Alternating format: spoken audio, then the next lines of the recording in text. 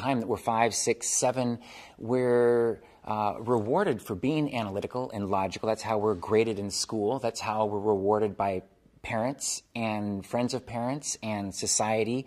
If we can measure it, it exists. If you're, and we measure art. If a child, we want them to sing, operatic before we're going to say that they're a good singer. We need them to dance and be commissioned or do it professionally before we say they're a successful dancer.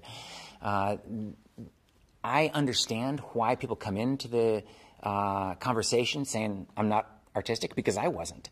And it takes some trial and error to explore. The thing is, if you are human, you are artistic. You ask any child. Every child is artistic. It kind of gets learned and trained out of us. And so that's where I'm reverse engineering, and I'm going back to when we all were creative and figuring out what were those things that excited us about creativity. And now as adults, discerning adults, how can we go back and still capture some of those elements of what fueled us as children, excited us as children, and be able to plug it back into our adult lives, using now our adult common sense, our adult environment, our understanding of culture. We have a much more advanced understanding of all these elements, but it should not be at the expense of how to pull in exploration and curiosity. Any lack of creativity in our lives is simply a lack of curiosity. When we were young, we were just curious. We wanted to figure stuff out. We didn't critique ourselves or judge ourselves. We just did it.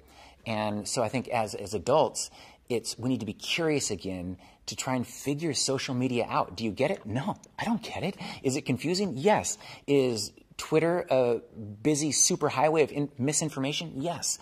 But there's a language, there's an undercore that I think is important to be able to understand, and to try and fail and try again and learn and be curious and be passionate and be fascinated and be engaged. And so that's what I want to encourage in adults, is to be curious again about these things that are causing so much pain: the global economy, the political unrest, social media, artificial intelligence, cloud computing, virtual reality.